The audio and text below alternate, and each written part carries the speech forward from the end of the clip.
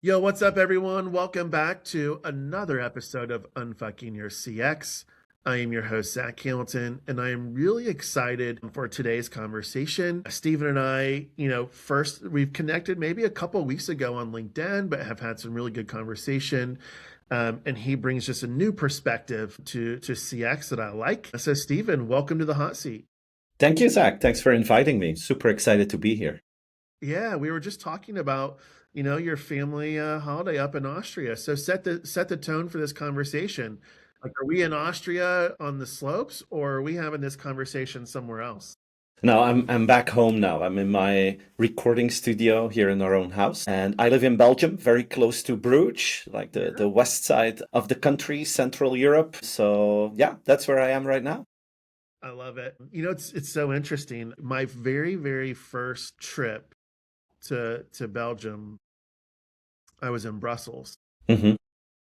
And one of the ways that I like to explore just different cities or countries is just through running. So I'll pull up my Google map and I'll say, okay, let's go to this park or wherever it is, run to the park. Then I will walk around or do whatever. Then let's go to another one. I think I covered Brussels like over a weekend. I think I ran like 25, 26 miles. Wow. Belgium is just beautiful, but I will say you have my daughter's favorite football player, And who's that? Is Kevin De that Kevin De Bruyne? Yeah, Yeah, playing in Italy now. Huh? He I just know. changed from Manchester. Man City. Yeah. Well, let's get to it, Stephen. I just love your perspective about customer experience, but you, of course, have just been an incredible just figure in customer experience, especially over in Europe, but to a lot of the leading brands and practitioners that you work with. So, what is one of those topics right now that comes up in customer experience that just continues to make you cringe? I think now the topic number one is, of course, everything related to AI. And the one thing that makes me cringe is that a lot of companies just see it as an efficiency building tool or a productivity increasing tool. I think if you look at all the AI projects that are happening at large corporations, probably 95% of all those projects have an internal focus. Whereas I think the real value will be on the external part of the organization. And the real question will be how can we use this new technology to create more value for our customers? And of course, the efficiency part and productivity part is important and is real. But I think we're only looking at half of the potential of AI at this moment. I I'm with you 100%. I think this is why you and I were getting on LinkedIn because I think the other piece though is yes, AI is creating that upfront efficiency, right? Especially where we think about where it's starting right now, which is in the contact center. And it's, Hmm. how can we leverage AI to essentially contain requests coming into our service center, whether that's through a call or through, chat or email. But I was just in this conversation the other day of sure, you're reducing cost to serve from that human perspective, Hmm. but you're actually just shifting the cost to serve over to technology because you're not actually resolving the root cause that is happening upstream in the customer journey. You're just containing all of these issues coming into your service center. So you're really just shifting the cost to serve. And sure, up front, you're going to save a lot through FTE, but long term, the cost to serve isn't going to pay dividends for your organization. No, And so I that's fully why I'm agree.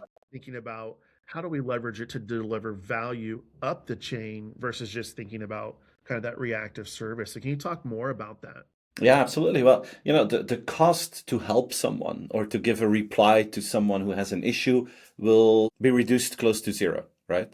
It's going to be almost free for an organization to answer a question or to help someone with a problem, which means that the incentive to remove frictions and to remove problems in the buying journey are going to be obsolete Yeah. because it's going to take too much money to take care of those frictions because the solution is for free. So we're going to have a lot of frustrated customers. We're going to have a lot of companies who have the illusion that they have wonderful service because they can reply instantly.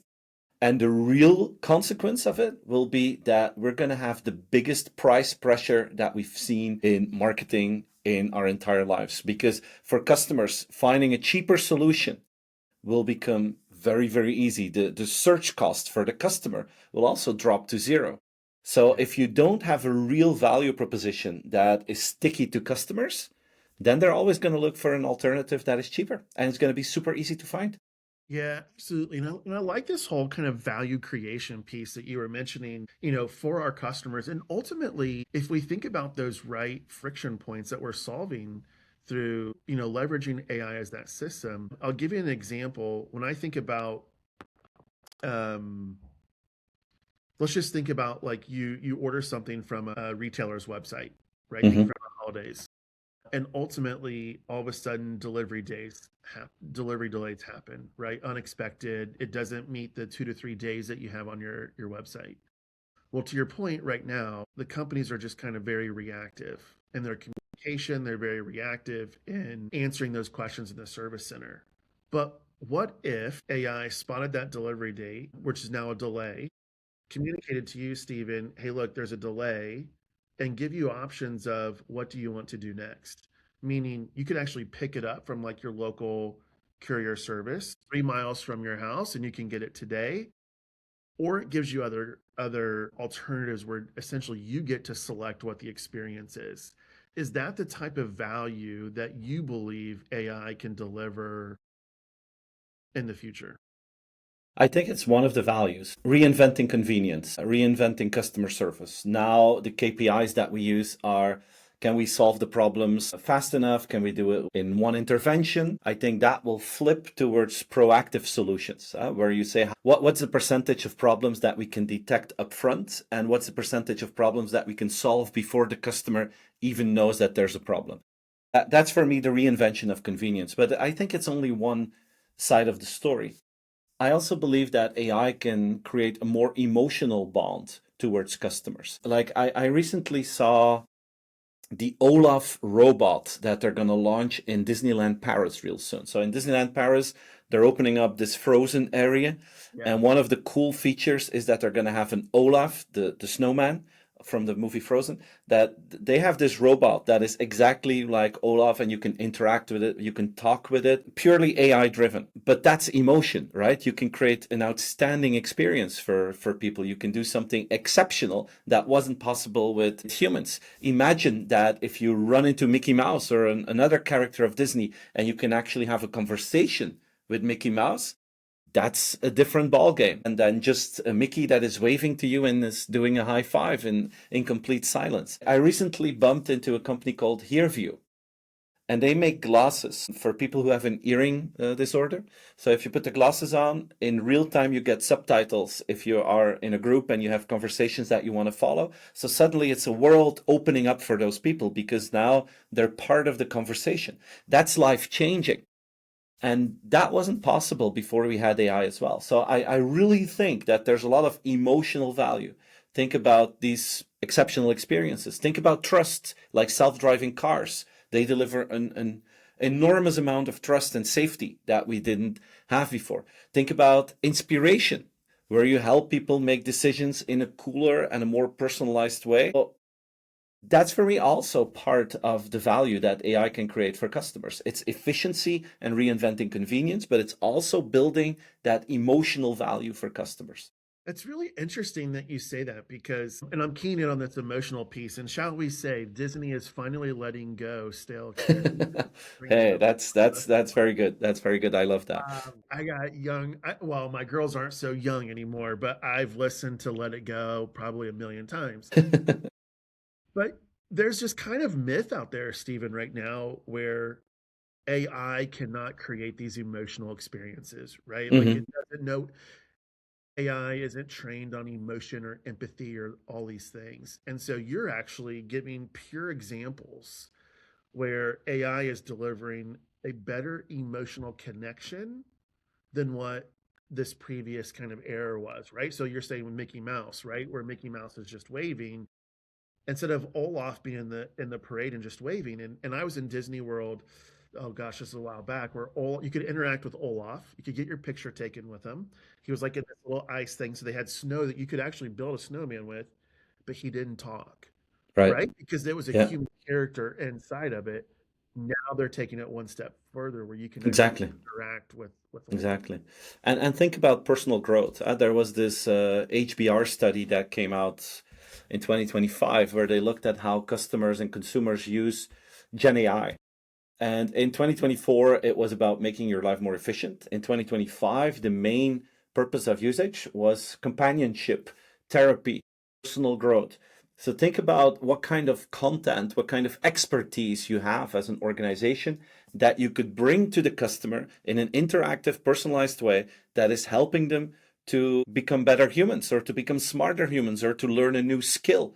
If you can do that as an organization, you bring an enormous amount of value to customers. Well, you know it's so interesting about this, Stephen, is I read that exact same article and I just of course went down this like rabbit hole of examples of people using it as a personal companion. Hmm. And so what's so and it's I just read another one. I think it was a Times article or something, but it was talking about this new era and kind of this piece of instead of younger generation going out and socializing, they're starting just to interact more and more with AI. And so is this kind of another rise of like social awkwardness, right? Hmm. Think about social media now this. And so I love how you're dispelling this myth of AI cannot replicate emotion or connection. Hmm. When we get to, the original topic, and one of the things that you've been kind of unfucking here with your examples is really about not just leveraging AI for service, but really creating that value upstream in the journey. What's one player tip that you have for our listeners when they're thinking about their AI strategy in 2026? Maybe something completely else than what we talked about. One of the discussions points is automating human service. And one of the, let's say, myths out there is when automation really works, the human becomes obsolete. And if you go back in history, one of the examples is the elevator attendant. Because elevators work completely automatically, we don't need the elevator attendant anymore. But the crazy thing is, we still have doorman. And you have perfectly working automated doors, but you still have a doorman. Why? Because they deliver additional service, because they help you, because they welcome you, because they offer a form of security. They have a multiple number of functions and values for customers. Even though the door opens up automatically, we still have the doorman. So I think it's very important for organizations to look into their teams and ask themselves, okay, where do we have the elevator attendants and where do we have the doorman? Where can we fully automate? But where is it necessary not to fully automate and keep the doorman in place? Because that's what customers will value in the future. That's a form of service that we want to keep. That's for me tip number one. Yeah, I think it's a great tip. I was just when you were just thinking when I was just thinking about is I recently went to an Indiana Pacers basketball game, so here in Indianapolis, and we took the elevator up, and inside the elevator they actually had someone who Look, was operating the elevator for you, yeah. and she was a hype lady. I mean, she was just getting going and hyped for the game. But what I could appreciate the most about her is we knew where our seats were, but there was some first time fans that were coming to the stadium for the first Right. Yeah. time, and they simply asked her, hey, here's our tickets. When we leave the elevator, we know it's going to be crowded. Which way do we go? And within 10 seconds, she said exactly how to find your seats. And it wasn't just kind of like she was being the hype girl, getting everyone energized.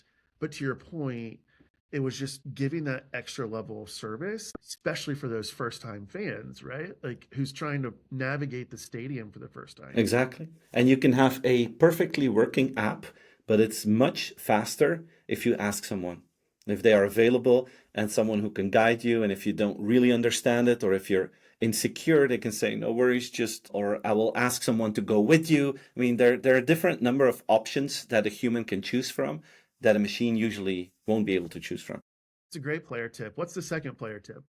The second one is think in different loyalty levels. Most of the AI actions that we're investing in, or AI plans or strategies that we're investing in right now, are focusing on transactional loyalty. I believe that we have a higher level, transformational loyalty, where you help people to become better. But I also think there's an even higher level of loyalty. I call that deep loyalty, the feeling of belonging, that you want to be part of the community, that you are proud to be a customer of an organization.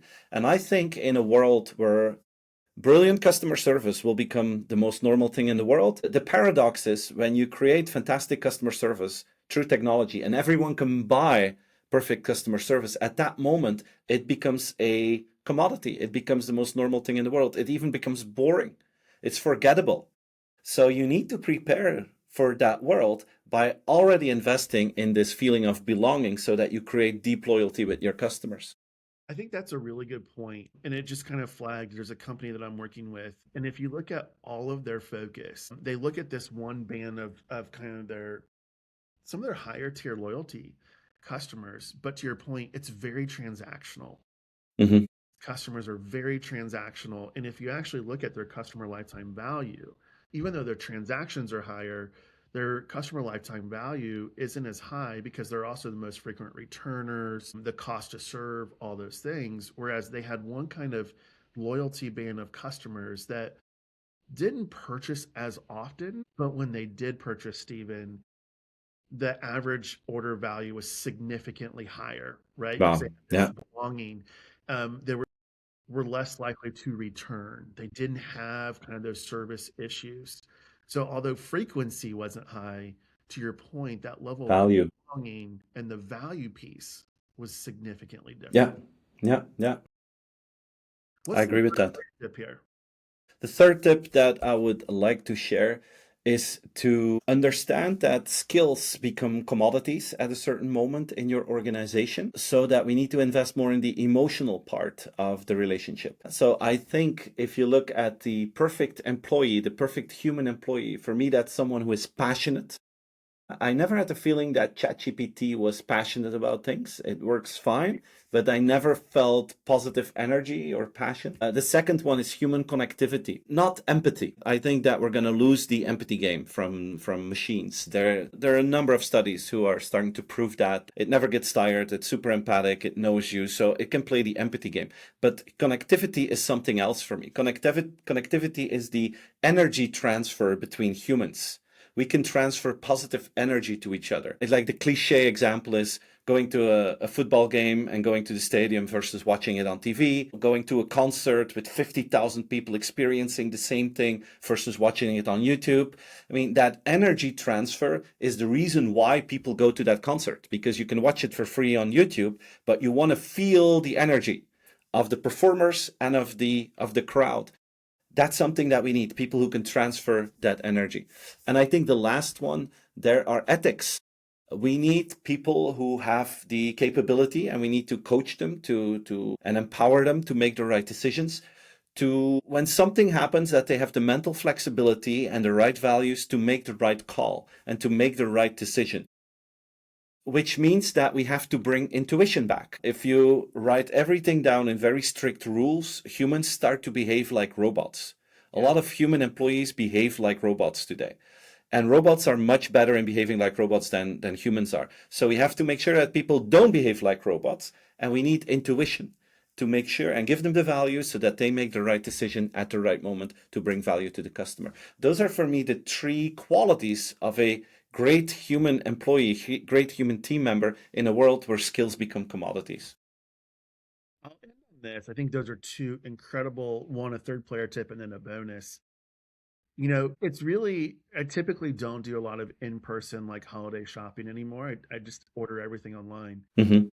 But my 7-year-old wanted to get a gift for his sister. So I took him to the mall so he can get a gift for his sisters. And to your point, as I was reflecting on it, even some of the brands that I absolutely love, it just felt like a soulless interaction because it was just very transactional. It was very kind of scripted, right? And I was just Mm-hmm. thinking to myself, man, am I really connected to this brand? And then I was thinking, do they really enjoy their job? Or for them, it's just a transactional paycheck for them, and they cannot wait to go off to college or to find something else. Yeah, and also in those offline experiences, the leadership created so many flows and processes that the employees are focused on the process rather than on the customer. Like with checkout, it's a whole You have to share your entire life with them. It's your email address, your phone number, become a member of club A or B. I mean, it takes forever to check out because they have all these additional questions and they want to get all that data from you. It feels very intrusive and it doesn't bring any value. On the contrary, you're losing time and you have the feeling that you have to give, but you're not getting anything back besides a $5 coupon or something like that. Yeah. So they have to change that. They have to bring the experience back and also bring efficiency in the checkout procedure. Once you know what you want to get out. I mean, the fun part is finished, and then you want to move to the next. Yeah, spot on, especially during the holidays, right? Steven, this has just been a fantastic conversation. I could continue to go on. But for all of our listeners, if they want to go deeper in conversation with you, where can they find you? I'm very active on LinkedIn and Instagram. So it's just my name, Steven van Beleghem. That's where you can find me. I have an active YouTube channel. It's youtube.com/my name, Steven van Beleghem. And of course, my website, stevenvanbeleghem.com. I know it's a difficult name, but I'm sure you will share the links in the show notes because otherwise people will go crazy in trying to find it. I know, right? Absolutely. So for all of our listeners, in the newsletter, in the show notes, we'll share all those to connect with Steven. Steven, again, thanks so much for coming to the hot seat and come back soon. Yeah, thank you for having me, Zach. It was a pleasure. Cheers.